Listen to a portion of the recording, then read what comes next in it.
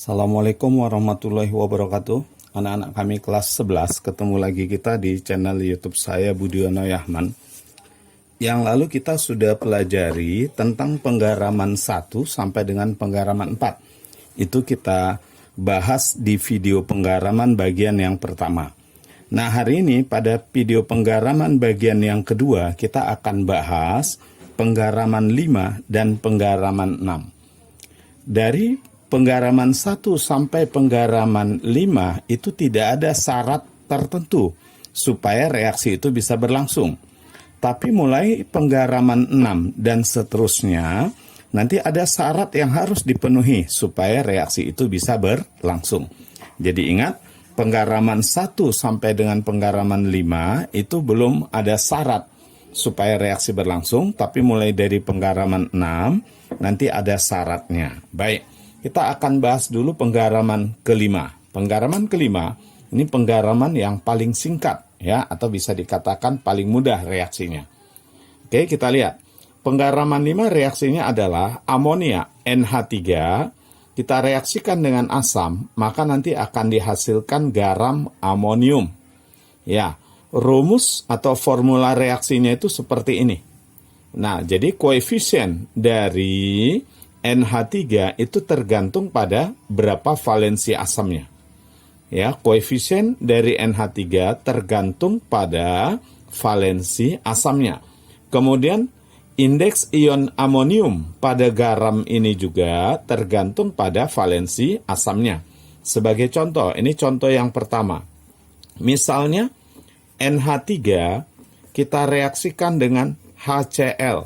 Nah, di sini valensi asamnya 1. Maka koefisien NH3-nya pasti 1. Kemudian indeks NH4 di sini juga 1. Sehingga hasilnya langsung NH4Cl. Nah, indeks NH4-nya adalah 1. Ya. Oke, jadi amonium direaksikan dengan asam klorida menghasilkan garam amonium klorida. NH4 itu dibaca amonium. Nah, jadi amonia, NH3 itu amonia, kalau NH4 itu amonium. Ini contoh yang berikutnya. NH3 kita reaksikan dengan H2SO4. Nah, di sini valensi asamnya adalah 2. Lihat dari jumlahannya, maka bisa dipastikan indeks NH4-nya nanti 2. Sehingga garamnya adalah NH4 2 kali SO4. Nah, supaya setara, ini kita kali 2. Nah, jadi kita lihat bahwa indeks koefisien NH3 itu sama dengan indeks H-nya. Dan itu sama dengan indeks dari NH4-nya. Kemudian contoh yang lain, NH3 atau amonia. Kita reaksikan dengan asam fosfat, H3PO4. Ingat, amonia kita reaksikan dengan asam, itu nanti menghasilkan garam amonium. Apa garam amoniumnya?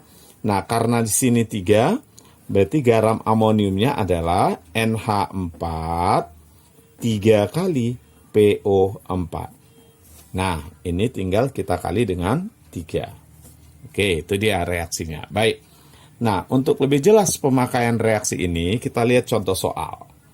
Pertanyaannya, berapakah volume gas NH3 pada keadaan STP yang dibutuhkan untuk bereaksi dengan 100 ml larutan asam sulfat 0,2 molar. Ya, untuk menjawab soal ini, langkah pertama kita buat dulu persamaan reaksinya. Coba kita buat persamaan reaksinya. Berarti di sini ada NH3 direaksikan dengan apa? Direaksikan dengan H2SO4. Amonia, kalau kita reaksikan dengan asam, itu akan menghasilkan garam amonium. Amonium itu NH4. Berapa indeks NH4-nya? Tergantung valensi asamnya. Valensi asamnya 2, berarti indeks dari NH4-nya di sini 2. SO4 di sini. Tambah baru di sini kita setarakan kali 2. Nah, itu dia persamaan reaksinya. Nah, pertanyaan soal, kalau asam sulfatnya ini 100 ml dengan konsentrasi 0,2 molar, yang ditanya berapa volume ini pada keadaan STP. Nah, untuk menentukan volume gas NH3 pada keadaan STP, kita harus cari molnya dulu. Dari mana kita cari mol ini? Tentu berdasarkan mol asam sulfatnya. Ya, kita gunakan nanti perbandingan koefisien. Mol amonia ini 2 kali dari mol asam sulfat. Kenapa? Karena perbandingan koefisiennya 2 berbanding 1. Artinya kalau di sini 1, ya ini 2. Kalau ini 10 mol, ini 20 mol. Itu. Untuk itu kita cari molnya dulu. Supaya jadi mol, kita kalikan saja volume dengan molar. Kalikan 100 dikali 0,2, maka dapat kita 20. Nah, karena di sini volumenya dalam satuan mililiter, maka hasilnya milimol. Kalau volumenya liter, hasilnya mol. Nah, kalau ini kita sudah dapat 20 milimol, perbandingan koefisien 1 berbanding 2. Kalau di sini 20, ya ini 2 kalinya gitu. Atau bisa dengan cara koefisien NH3 dibagi dengan koefisien H2SO4 yang sudah diketahui molnya, kali mol yang sudah diketahui 20 milimol. Maka dapat kita 40 milimol. Nah, 40 milimol berapa volumenya? Supaya jadi volume kali dengan 22,4. Nah, karena ini milimol, hasilnya mililiter. Kalau kita kalikan ini, maka dapatnya 896 mililiter. Atau kalau kita jadikan liter, 0,896 liter. Nah, ini contoh penggaraman kelima ya. Sekarang kita masuk penggaraman ke-6. Nah, seperti saya sebutkan tadi, penggaraman 1 sampai 5 itu tanpa syarat. Semua bisa berlangsung, ya. Tapi untuk mulai dari penggaraman 6 ada syaratnya. Coba kita lihat. Apa penggaraman 6? Ini. Logam ditambah asam menghasilkan garam ditambah gas H2. Ini ya, penggaraman ke-6 ini dia, logam ditambah asam menghasilkan garam ditambah gas H2. Nah, di sini ada syarat supaya reaksi ini bisa berlangsung. Apa syaratnya? Syaratnya logam ini mesti logam yang aktif. Apa yang dimaksud dengan logam aktif? Logam aktif itu adalah logam yang ada di sebelah kiri H dalam deret keaktifan logam. Jadi logam yang dimaksud di sini adalah logam aktif mulai dari kalium, barium, dan seterusnya sampai dengan timbal. Nah, jadi ingat, syaratnya itu logamnya harus logam aktif. Jadi syarat supaya reaksi ini bisa berlangsung, logamnya harus di sebelah kiri H dalam deret keaktifan logam, atau logamnya harus logam aktif. Ingat tadi, logam aktif itu logam yang terletak di sebelah kiri H dalam deret keaktifan logam. Berarti untuk logam yang ini, yang di sebelah kanan H, ini tidak berlangsung kalau kita reaksikan dengan asam kuat encer. Nah, jadi ingat syaratnya itu ya. Oke, baik. Sekarang kita lihat contoh. Misalnya ada Al, aluminium. Kita reaksikan dengan HCl. Nah, apa hasilnya? Pertama, kita lihat dulu, logamnya aktif nggak? Dari mana tahu aktif atau tidak? Logam aktif adalah logam yang terletak di sebelah kiri H dalam deret keaktifan logam, mulai dari kalium dan seterusnya sampai dengan timbal. Ternyata aluminium termasuk yang di sini, maka dia berlangsung. Apa hasilnya? Logam ditambah asam menghasilkan garam ditambah gas H2. Pertanyaannya, apa garamnya? Kita tinggal gabungkan aja Al sebagai ion positif dan Cl sebagai ion negatif. Al itu dia punya bilangan oksidasi positif 3, sedangkan Cl itu -1, maka dia jadi AlCl3. Ingat ya, Al positif 3, Cl adalah -1. Nah, kita tinggal setarakan sekarang ya. Di sini Cl-nya 3, ini hanya ada 2, oh kita jadikan ke 6. Nah, berarti ini kita kali 2, yang ini dikali 3, otomatis ini kita kali 2. Jadi syaratnya logamnya mesti logam yang aktif. Contoh lain, besi Fe. Kita reaksikan dengan H2SO4. H2SO4 di sini maksudnya asam sulfat yang encer. Ya, asam sulfat yang encer. Jadi asamnya di sini asam encer. Oke. Logam tambah asam menghasilkan garam ditambah gas H2. Gas H2-nya sudah pasti gas hidrogen ya. H2 ini gas. Pertanyaannya apa garamnya? Nah, Fe ini ada 2 macam. Ada yang positif 2, ada Fe yang positif 3. Adik-adik sambil dilihat tabel periodik ya. Nah, Fe itu positif 2 ada, positif 3 ada. Nah, untuk reaksi logam ditambah asam menghasilkan garam ditambah gas H2, bilangan oksidasi logam pada garamnya adalah yang rendah. Bilangan oksidasi logam pada garamnya adalah yang rendah. Nah, sehingga Fe-nya nanti bukan Fe positif 3, tetapi Fe positif 2. Fe positif 2 kita gabung dengan SO4 yang juga -2, maka langsung jadi FeSO4. Kecuali kalau nanti asamnya asam oksidator, baru dia menghasilkan logam yang bilangan oksidasi lebih tinggi, tertinggi gitu. Tapi kalau di sini dengan asam kuat encer dihasilkan logam dengan bilangan oksidasi yang rendahnya. Nah, contoh yang berikutnya. Jadi ini sudah setara ya. Sudah setara. Contoh berikutnya Cu. Nah, kita reaksikan dengan HCl.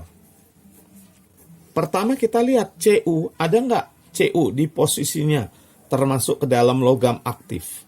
Ternyata tembaga dia di sini, di kanan H. Nah, kalau logam yang di kanan H kita reaksikan dengan asam kuat encer, maka ini tidak berlangsung. Kalau tidak berlangsung, adik-adik tulis ini aja tanda panah. Diginikan, ya, disilang tanda panahnya. Nah, berikutnya perak misalnya. Kita reaksikan dengan asam sulfat yang encer. Ingat ya, asam sulfat yang encer.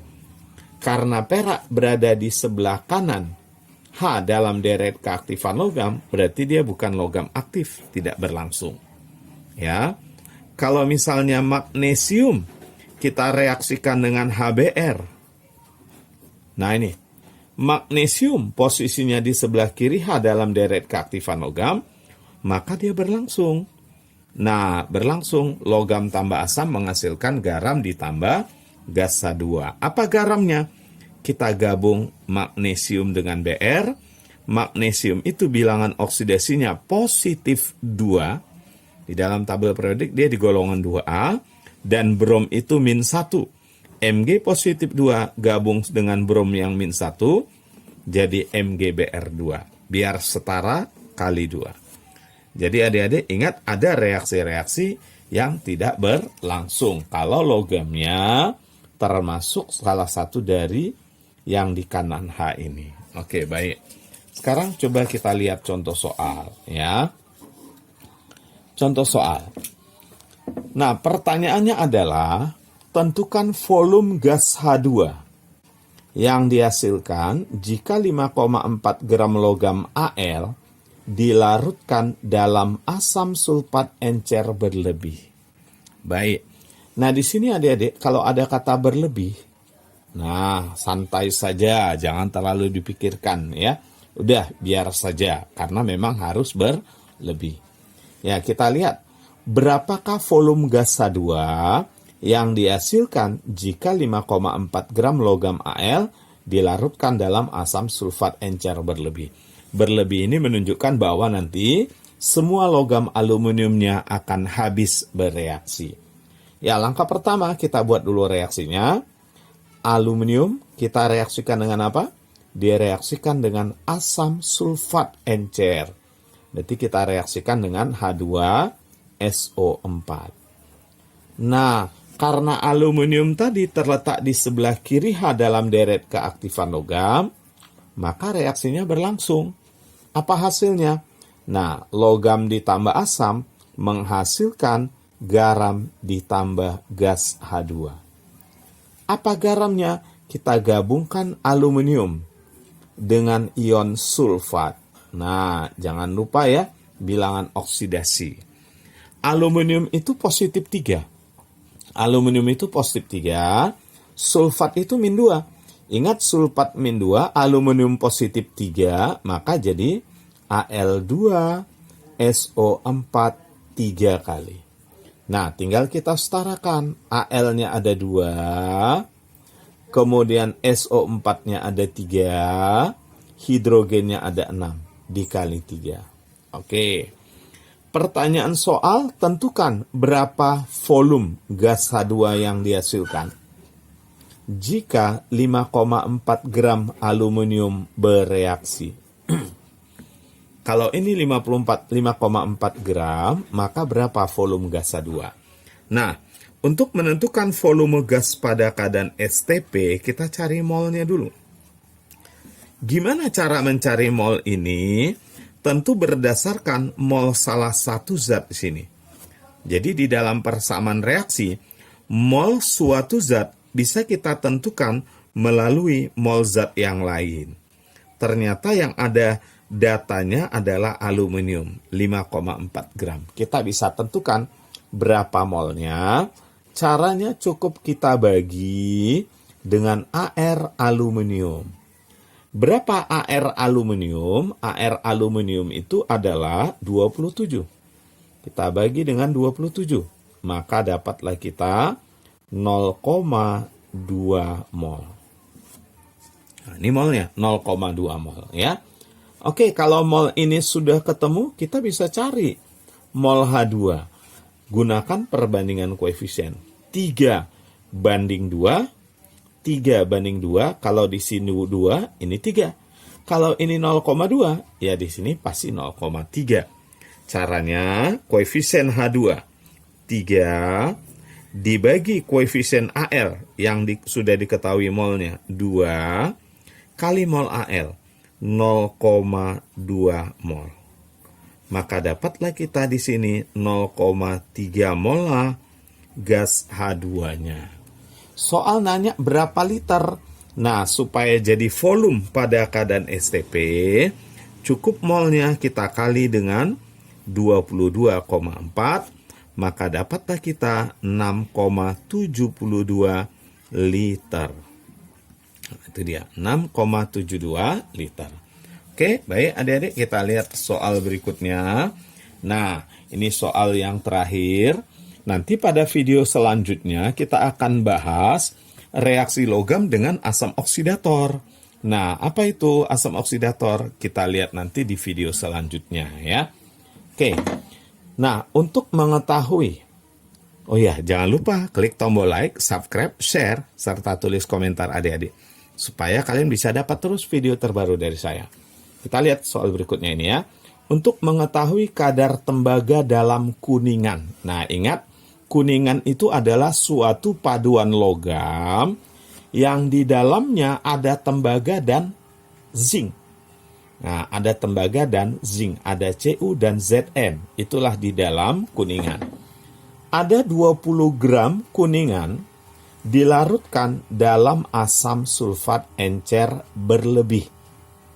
Ternyata dihasilkan 4,48 liter gas H2 pada keadaan STP. Nah, pertanyaan soal, tentukan kadar tembaga dalam sampel kuningan tersebut. Oke, baik adik-adik. Jadi ingat, yang namanya kuningan, isinya adalah tembaga dengan seng. Jadi kalau ada suatu campuran logam, kita reaksikan dengan asam sulfat, maka kita reaksikan secara terpisah. Cu ditambah asam sulfat encer, kemudian Zn ditambah asam sulfat encer. Nah, apa hasilnya? Coba, Cu karena posisinya di sebelah kanan H dalam deret keaktifan logam, berarti dia bukan logam aktif. Artinya Cu, tembaga, tidak bereaksi dengan asam sulfat encer. Yang bereaksi dengan asam sulfat encer adalah zinc, karena zinc itu terletak di sebelah kiri H dalam deret keaktifan logam. Apa hasilnya? Logam ditambah asam menghasilkan garam ditambah gas H2. Nah, apa garamnya? Kita lihat ya, apa garamnya. Gabungkan Zn dengan SO4. Karena zinc itu plus 2, SO4 min 2, maka dia langsung ZnSO4. Nah, artinya seluruh gas H2 yang dihasilkan ini, yang sebanyak 4,48 liter ini, seluruhnya berasal dari zinc. Kita disuruh mencari berapa persen Cu di dalam 20 gram ini. Nah, kita bisa dapat zincnya dulu. Cara mendapatkan zincnya, cari mol ini ya. Supaya jadi mol bagi 22,4 ya, maka dapatlah kita H2-nya 0,2 mol. Nah, kalau H2-nya 0,2 mol, zincnya bisa dapat nggak? Bisa, gunakan perbandingan koefisien 1:1. Artinya kalau 1:1, mol H2 dengan mol zinc sama.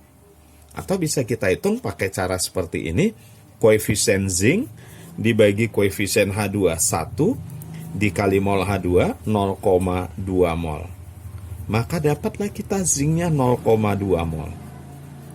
Nah, ketemu zincnya 0,2 mol. Nah, itu berapa gram zinc yang 0,2 mol ini? Supaya jadi massa kali dengan AR zinc tentunya. 65. Nah, 0,2 dikali 65 berarti 13 gram zincnya. Kalau zincnya 13 gram, ingat total kuningannya 20. Berarti tembaga di dalamnya adalah 7 gram. Soal nanya berapa persen? Nah, kalau kadar itu berarti persen. Berapa persen tembaga di dalam kuningan ini? Artinya yang 7 gram ini berapa persen di dalam 20 ini? Baik, berarti persen Cu sama dengan massa Cu 7 dibagi massa sampelnya 20 kali dengan 100. Kita hitung, coret sini 5, berarti dapatnya adalah 35%. Nah, itu dia adik-adik. Jangan lupa ikuti video saya selanjutnya. Reaksi antara logam dengan asam oksidator. Itu saya buat videonya khusus tersendiri, tidak bercampur dengan reaksi penggaraman yang lain, supaya adik-adik lebih mudah memahaminya ya. Oke, jangan lupa klik tombol like, subscribe, dan share. Terima kasih atas perhatiannya. Assalamualaikum warahmatullahi wabarakatuh.